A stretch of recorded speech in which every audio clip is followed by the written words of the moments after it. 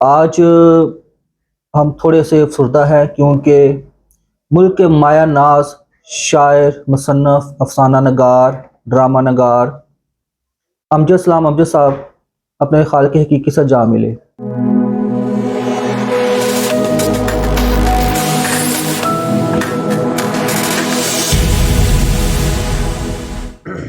खुशामदीद दोस्तों, हम सोच की इस नई एपिसोड में आज हम थोड़े से अफसरदा हैं क्योंकि मुल्क के माया नाज शायर, मुसन्नफ़, अफसाना नगार, ड्रामा नगार अमजद साहब अपने खालिक हकीकी से जा मिले।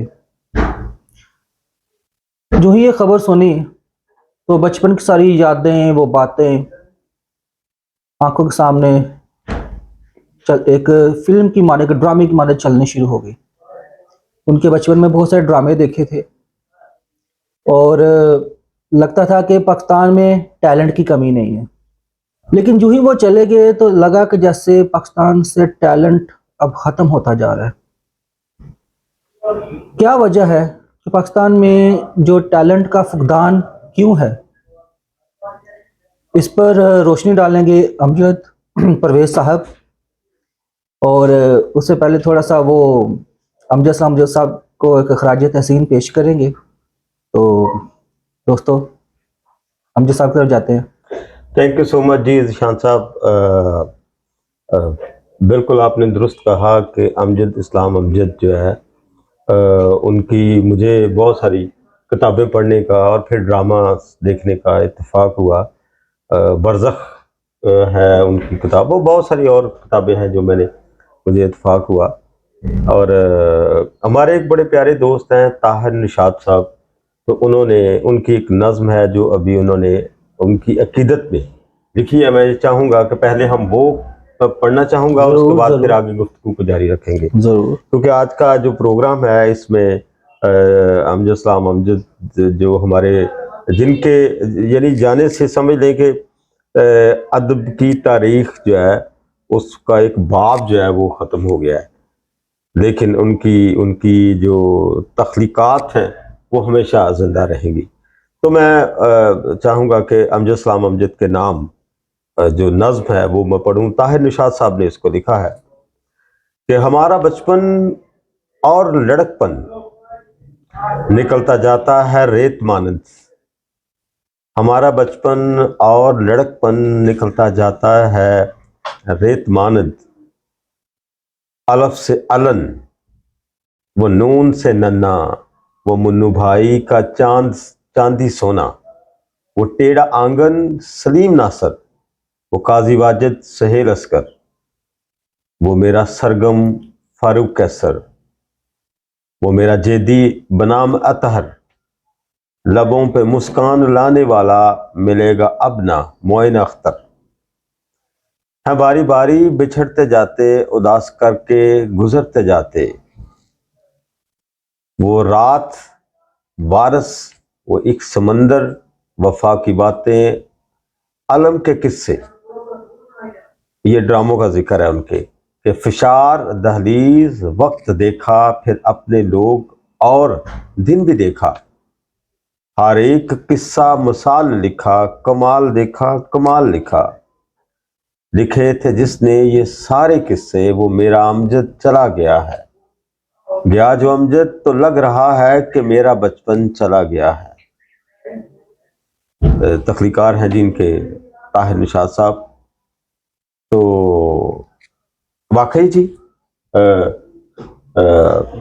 ये बहुत बड़े नाम हैं और अमजद इस्लाम अमजद तो उनमें से ऐसा नाम है जिन पर कम से कम तनकीद हुई है। तो वाकई पाकिस्तान में एक बड़ा टैलेंट था।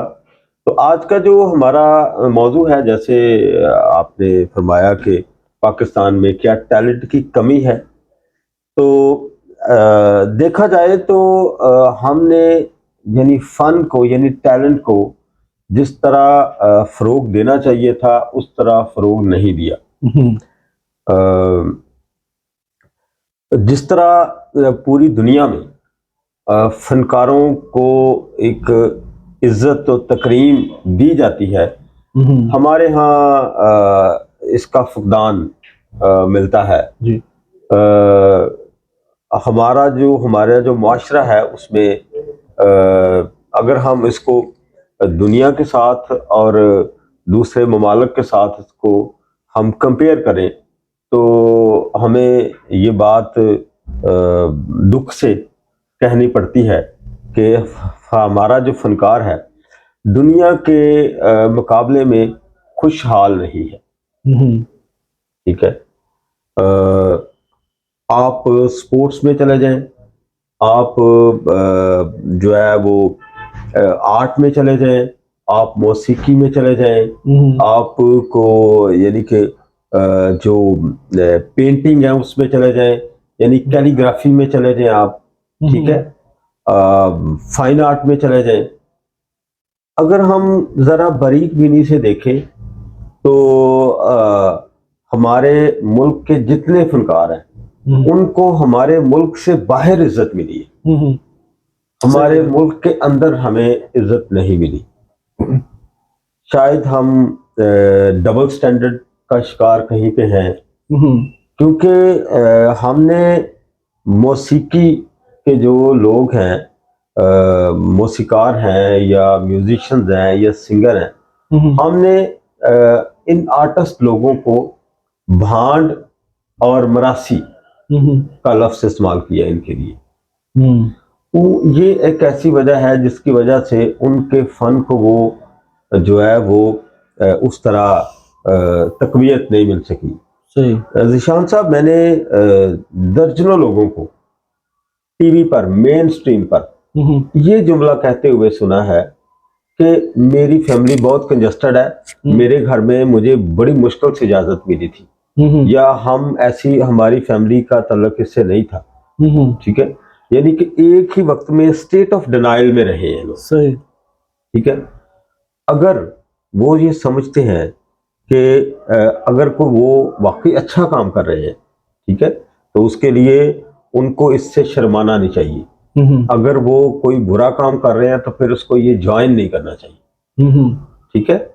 इसलिए सिंगर होना या आर्टिस्ट होना या शायर होना या लखारी होना या स्टेज का फनकार होना या कोई भी इस तरह का, तो ये कोई आर्टिस्ट होना कोई बहुत बड़ा जुर्म नहीं है, बल्कि ये एक ऐसे जो एम्बेसडर ऑफ पीस असल में इनको कहा जाता है।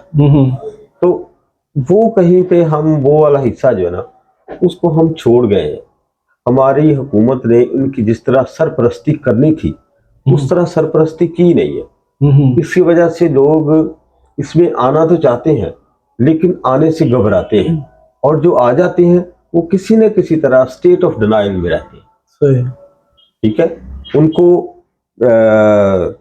अपने फनकार होने पे जो है वो फख्र होना चाहिए। तो अमजद साहब, जैसे आपने कहा कि पाकिस्तान में जो टैलेंट है वो तो है, लेकिन उसको प्रमोट करने के लिए या उसको मजीद लोगों के सामने लाने के लिए हुकूमत अपना किरदार अदा नहीं करती, या लोगों में भी एक खौफ है, एक डर है।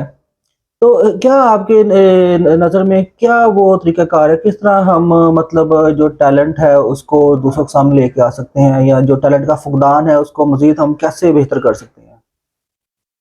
जी, अभी जैसे मैं अर्ज कर रहा था इससे पहले कि हम एक तरह का ना स्टेट ऑफ डिनाइल में है। तो एक तो ये है कि ये जो कम्प्लेक्स है, ये जो इंफीरियर कम्प्लेक्स है, ये जो हम एक तरह का ना फ्यूडलिस्टिक माइंडसेट में है, तो इससे कम से कम निकल के तो बराबरी की सतह पे सोचने की जरूरत है। पहली बात तो ये है। सही। दूसरी बात ये है कि देखें, जब हम अपने बच्चों को स्कूल भेजते हैं ना, तो स्कूल को हम कहते हैं दर्सगाह। यहाँ पर दर्स मिलता है यानी सबक मिलता है। तो सबक का मतलब है जिंदगी गुजारने के तरीक़ाकार। तो वो जो जिंदगी गुजारने के तरीक़ाकार है उसमें हम जो है वो अखलाकियात भी सीखते हैं, उसमें हम जिंदगी की तरतीब भी सीखते हैं, दूसरों के साथ मुकाबला करना भी सीखते हैं, दूसरों के साथ अच्छे बर्ताव के साथ भी सीखते हैं। तो हमारा जो सिलेबस है मेरे नज़दीक, मैं समझता हूँ उस सिलेबस में दूसरों की रिस्पेक्ट जो है उसको शामिल करना, यानी कि मैं तो ये समझता हूँ कि असल में एजुकेशन है ही ये, क्योंकि हम ये समझते हैं कि एजुकेशन का मतलब जॉब करना है। एजुकेशन का मतलब जॉब करना नहीं है, एजुकेशन का मतलब जिंदगी गुजारने का ढंग है। तो इसमें कहीं हम लैग कर गए हैं। सही। हमने फनेटिसिज्म जो है उसको प्रमोट कर दिया है किसी भी सूरत में। इसकी वजह से हम जो है वो बताना नहीं चाहते, जो बताना नहीं चाहते वो है नहीं, ठीक है ना। तो उसके लिए हमें एक तो यह है कि पीस को प्रमोट करने की जरूरत है और रिस्पेक्ट को प्रमोट करने की जरूरत है, वो हमारे मिजाज में शामिल होनी चाहिए, ठीक है। खास करके ये जो टैलेंटेड लोग हैं या ये जो फनकार लोग हैं, हम टैलेंट की बात कर रहे थे, अपना शान साहब, आपको याद होगा कि जब कोरोना आया था तो लोग जो बहुत सारे स्ट्रेस का शिकार थे। सो वो जो कोरोना के दौर में आपने देखा है कि उसमें लोग स्ट्रेस का शिकार हो गए थे, तो उसमें जो फनकार है वो एक थेरेपिस्ट होता है। उसको हमें हमें जब हम स्ट्रेस में होते हैं तो कोई दिलासा देने वाला बंदा जो हमें स्ट्रेस से निकाल सके। तो ये तबका है जिसने हमें हमारे सोसाइटी को उस जो परेशानी है वो जो उसमें से निकाला हमें। बिल्कुल ऐसे ही। सो अगर हम इनकी रिस्पेक्ट नहीं करेंगे और इसको हम अपने निसाब का हिस्सा नहीं बनाएंगे, और दूसरी साइड पे अगर हम इनको, मतलब हमारी जो गवर्नमेंट है, इनको स्पेशल कोटा देना चाहिए, इनको क्योंकि सबसे ज्यादा टैक्स पे करने वाला भी तबका यही है। ऐसे है, बिल्कुल ऐसे, ठीक है ना। बिल्कुल ऐसे। तो इस अब अगर इनको हम भांड कहेंगे तो फिर हम डिसरिस्पेक्ट कर रहे हैं उसको, ठीक है ना। सही। तो ये एक नफ्सियाती डॉक्टर हैं जो हमें हमारी मतलब नफ्सियाती तौर पे हमें दुरुस्त करते हैं, ठीक है। तो गवर्नमेंट को यानी सरकार को इन पे खास तवज्जो देने की जरूरत है, इनके लिए कोटा रखने की जरूरत है खासकर, और इनकी फाइनेंशियल सूरत हाल के लिए एक खास हद तक वजीफा भी रखने की जरूरत है। अगर है तो उनको मुमकिन बनाना चाहिए, ठीक है ना, ताकि हम सोसाइटी में ये खुशहाल लोग हों और रिस्पेक्ट हासिल कर सके, ताकि लोग इस तरफ आ सके, ठीक है ना। सारे लोग डॉक्टर्स, इंजीनियर्स, पायलट्स बन रहे हैं, दैट्स फाइन, ठीक है, साइंटिस्ट बन रहे हैं, बनना चाहिए, लेकिन भाई ये भी एक तबका है, ये भी सोशल साइंटिस्ट ही है, ठीक है ना। तो इसको कंसीडर करना चाहिए। और सोसाइटी से भी मैं ये कहता हूँ कि आप भी इन लोगों की इज्जत करें, ताकि उनको पड़ोस मुल्क जाकर अपनी इज्जत ना बढ़वानी पड़े। सही, ठीक है, थैंक यू।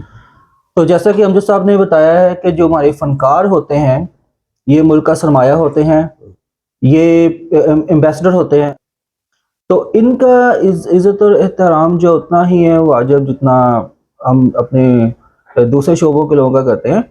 तो आगे जो अदीब हैं, जो मुसन्नफ़ हैं, ये तो इल्म लाने वाले लोग हैं, इनकी तो कदर इज़्ज़त है ही, लेकिन जो इनके लिखे हुए को आगे पोर्ट्रे करते हैं फनकार जो होते हैं, उनको भी उतनी ही इज़्ज़त मिलनी चाहिए, ठीक है, क्योंकि वो माशरे के उन पहलुओं को, उन मसाइल को अपने ड्रामा की शक्ल में, थिएटर की शक्ल में उजागर करते हैं, जो मैस ऑडियंस तक पहुंचता है और लोग उसके बारे में कोई ना कोई आवाज़ बुलंद करते हैं और मुल्क के अंदर और माशरे के अंदर तब्दीलियां लेके आते हैं। तो इनका बड़ा अहम किरदार होता है। तो इसलिए हुकूमत को भी चाहिए कि इनकी माली मावत करनी चाहिए, इनके लिए अवार्ड्स और अनाम और तकरीबात होनी चाहिए, ठीक है। और जो हमारी आवाम है उसका भी माइंडसेट चेंज होना चाहिए, ठीक है, कि वो इनको देखते तो बड़े शौक से हैं, ठीक है, लेकिन जब कहीं इन्हें मौका मिलता है तो इन पर कोई ना कोई जुमला और कोई ना कोई ऐसी बात जो जुमला कसने से बाज नहीं आते कि जो इनके लिए तकलीफ का बायस बनता है। तो यही हमारा आज का टॉपिक था। तो मज़ीद वीडियोस को देखने के लिए हमारे चैनल को सब्सक्राइब करें और मिलते हैं अगली वीडियो में। मैं हूं ज़ीशान और मैं हूं अमजद परवेज। बहुत शुक्रिया दोस्तों, थैंक यू।